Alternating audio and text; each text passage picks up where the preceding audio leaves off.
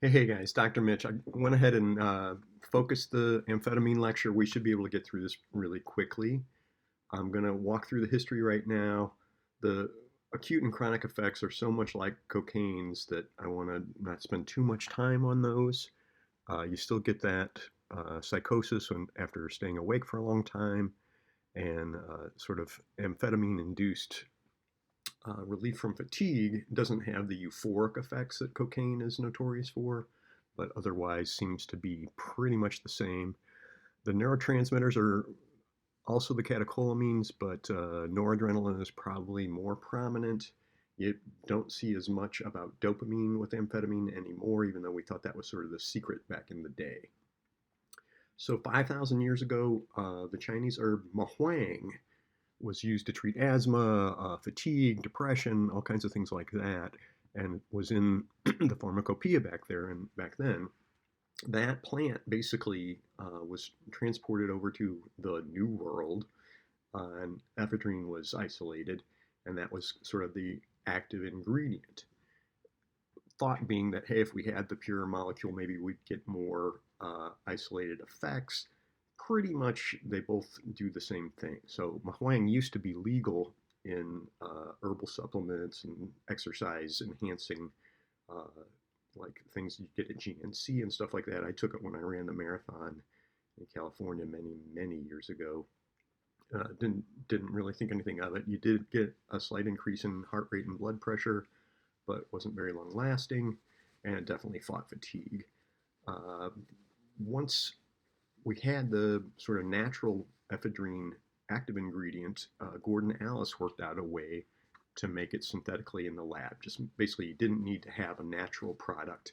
In the beginning, he could do it with laboratory materials and basically worked on developing benzedrine.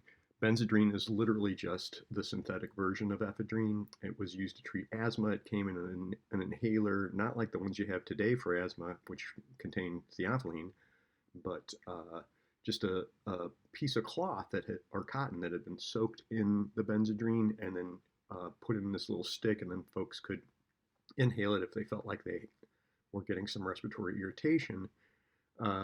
What a surprise. People took the cloth out and soaked it in water and drank the water, did things like that. So it was a drug of abuse pretty quickly. Um, Again, not necessarily popular, but one that was used. In World War II, word was out that the Nazis were using amphetamine or methamphetamine when they were basically taking over Poland so quickly, and everybody was really sort of in awe of how fast the soldiers moved. Um, the United Kingdom and the US both did investigations on it and decided, okay, we're going to give it to the soldiers. So that's in World War II now. So we're talking about the 1940s, not any other wars. By the 60s and 70s, amphetamine and methamphetamine abuses are reaching a peak. Dr. Hartgill goes into this in the book pretty elaborately. Other IV drug users found that amphetamine, when mixed with heroin, might take its effects on more rapidly. I mean, injectable drugs work so fast, I find that kind of silly, but that's how it's depicted, at least. And then for a long time, as drug laws around the opiates got harder, amphetamine got more popular, in part because it was cheaper and relatively frequently prescribed back then. My mom was on amphetamine as a weight loss drug, uh, in the early 60s. And then by the 90s, methamphetamine abuse is reemerging, in part, I think, because of crackdowns on cannabis outdoor grows. And this was something that you could make from pseudoephedrine, which was a pretty popular uh, stuffiness drug, basically, that you could get over the counter. So you'd see somebody come in and buy 11 bottles. Obviously, they're not that stuffed up. They're taking it home and using it to make meth. I showed on the first day that slide of what it takes to make meth. Unfortunately, it's made with things like lye and Drano and uh, some of the chemicals on the side of a matchbox and things like that. And allegedly, these are purely washed away at the last step of the process. But we're not talking about people who necessarily have PhDs in chemistry. And if you've been watching Breaking Bad, you've probably heard some of those stories.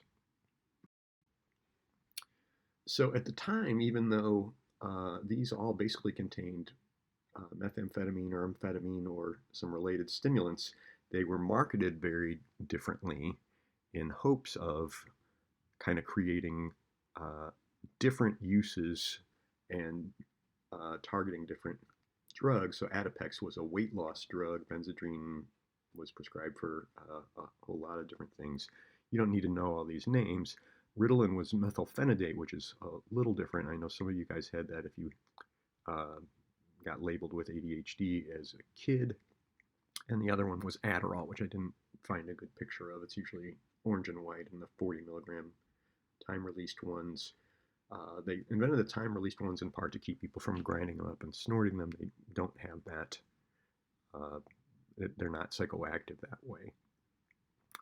The data on these as a study drug, my student Allison Luby reviewed, it doesn't seem to be that users are getting better grades, and they're also more likely to be binge drinkers. It's really not part of anybody's successful academic process, shall we say.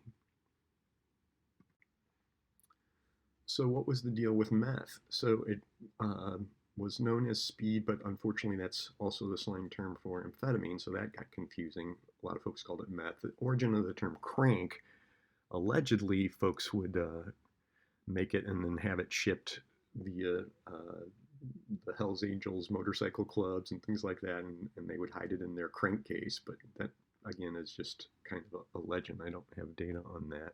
It was a major club drug by the 90s when folks were doing a lot of MDMA and things like that in the clubs.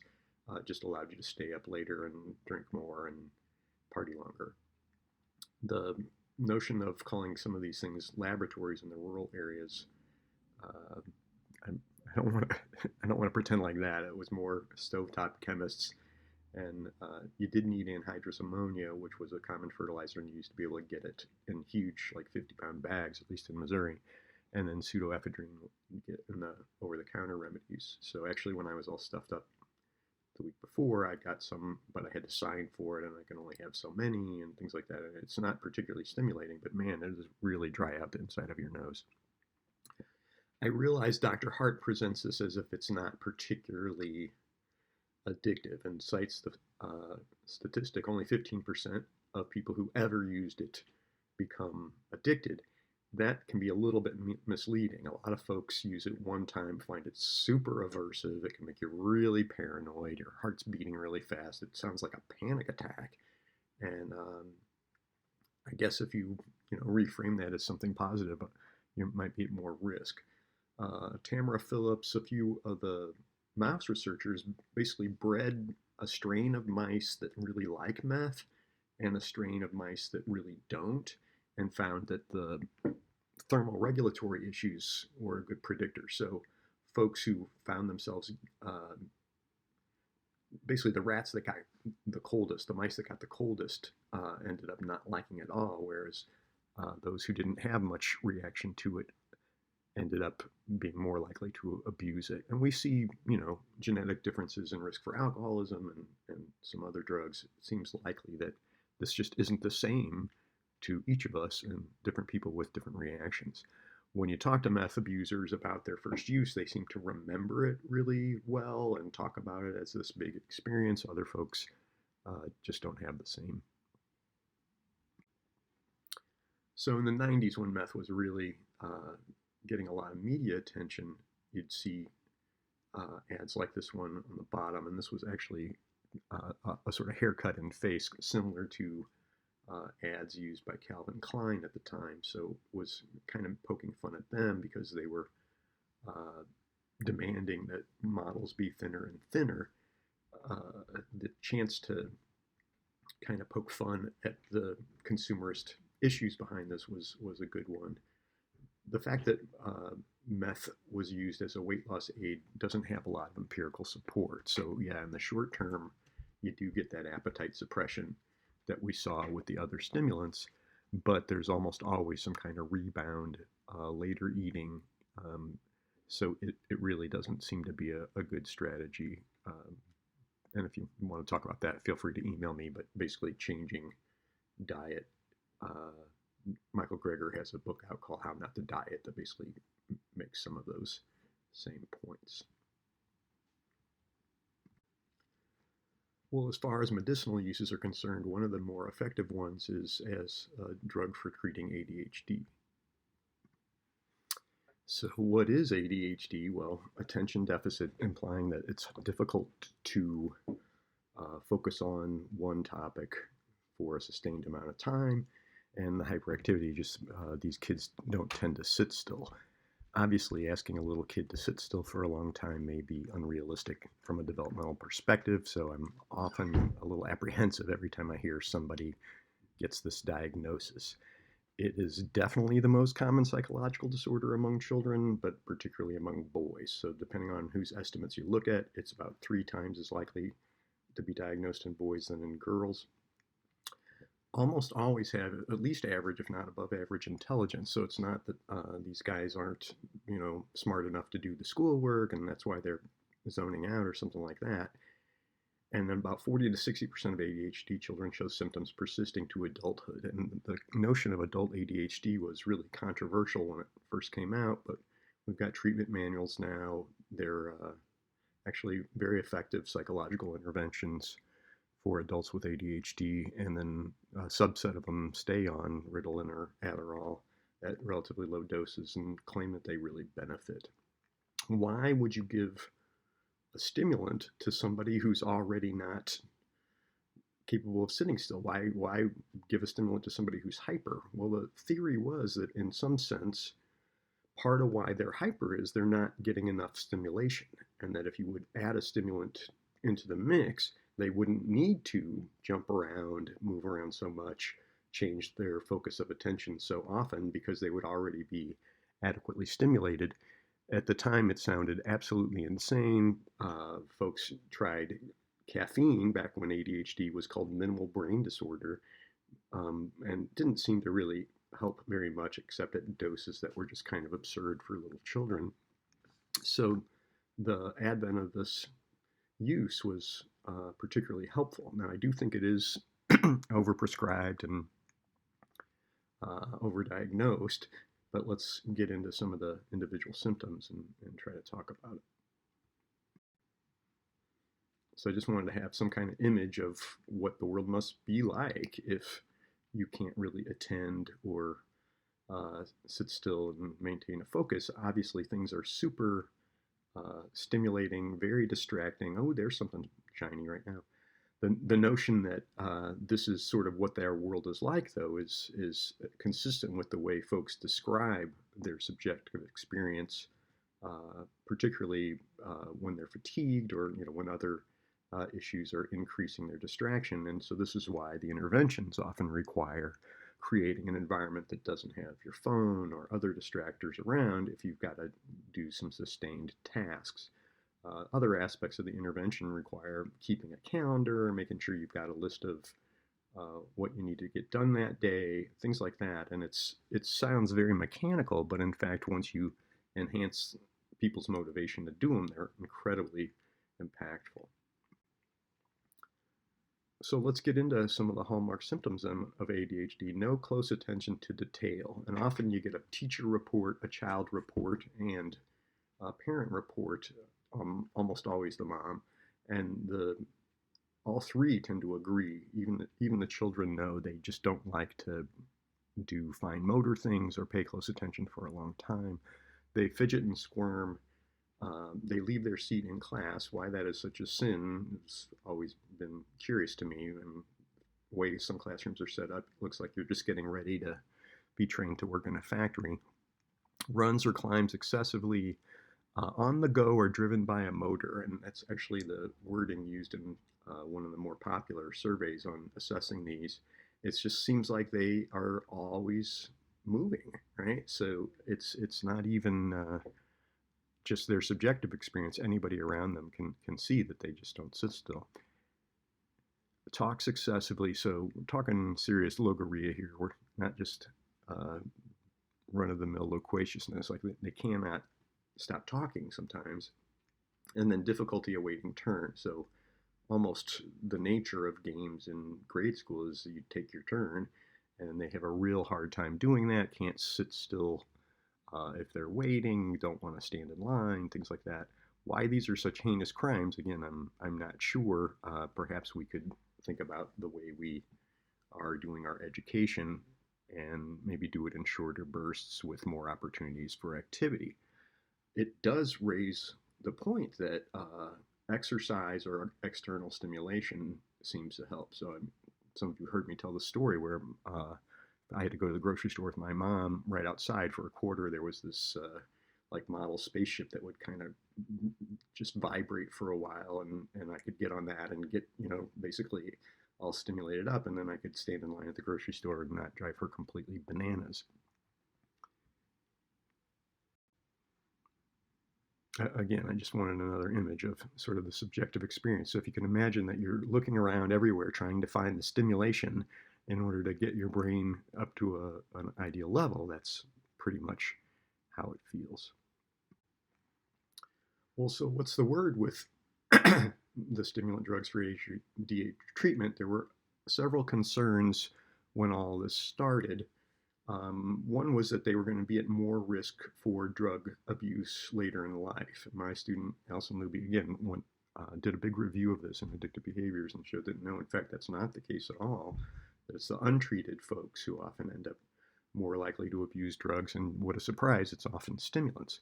So getting folks who have ADHD and who are, say, cocaine abusers on some kind of medication like this, though it was really controversial when first proposed, really does seem to help. And methylphenidate particularly, Dr. Hart basically had folks who were crack abusers come in after taking methylphenidate for a couple of weeks, and their craving for crack dropped, things like that. So it was pretty helpful.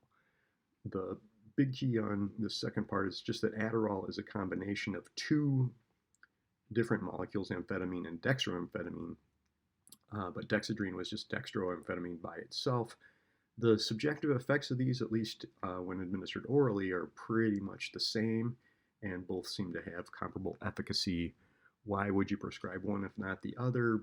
Really, it depends on what drug company took your doctor to the Bahamas more recently. No, it's just in a sense idiographic responses across different people. Well, after all this talk about dopamine being, the key of it all, we started to get a wake-up call around 2000, and in 2003, there was the release of this drug Strattera, which was really all about norepinephrine reuptake inhibition. Remember what reuptake inhibitor does is not add more norepinephrine in this case, but make it so the presynaptic neuron doesn't bring the norepinephrine back in so quickly. And this was actually really a breakthrough in that now we're saying, hey, no, it's not all about dopamine. In fact, norepinephrine and maybe serotonin are involved. And this was kind of nice because Strattera seems to be at a lower risk for abuse than some of the amphetamine-related drugs. So Jennifer Berman did this cartoon. The kid is saying, if we're just looking to level the playing field, why don't you just drug the few kids who don't have ADHD? And then the doctor's saying, what? And forgo all the cool perks from the drug companies? And truth be told, like if I've got to have a drug in my system every day in order to do a job, I do have to wonder, is this job worth doing? So let's just kind of keep that in mind. All right, so you definitely know hallmark symptoms of ADHD. Understand that amphetamines' acute and chronic effects are a lot like cocaine's. It comes from Mahuang. Let's see if I've got some items here. Oh, great. So here's which of these looks like it's an ADHD symptom. Is it A, anxiety, B, talks excessively, or C, irritable bowel? And I hope you would pick B, talks excessively. And who discovered Mahuang? Is it my wife, Gordon Alice, or Shenang? Well, let's take a close look here. My wife is just me joking around. Gordon Alice is the guy who first created synthetic ephedrine, and Shenang actually gets credit for inventing or discovering Mahuang. We'll talk about him again in cannabis as he gets credit for discovering that, and and Camellia sinensis, the black tea. All right. I really appreciate you guys hanging. I know this is markedly shorter than the other stuff, but I didn't want to, review things you already knew. I will have the steroids lecture up really soon, and look forward to seeing you in office hours.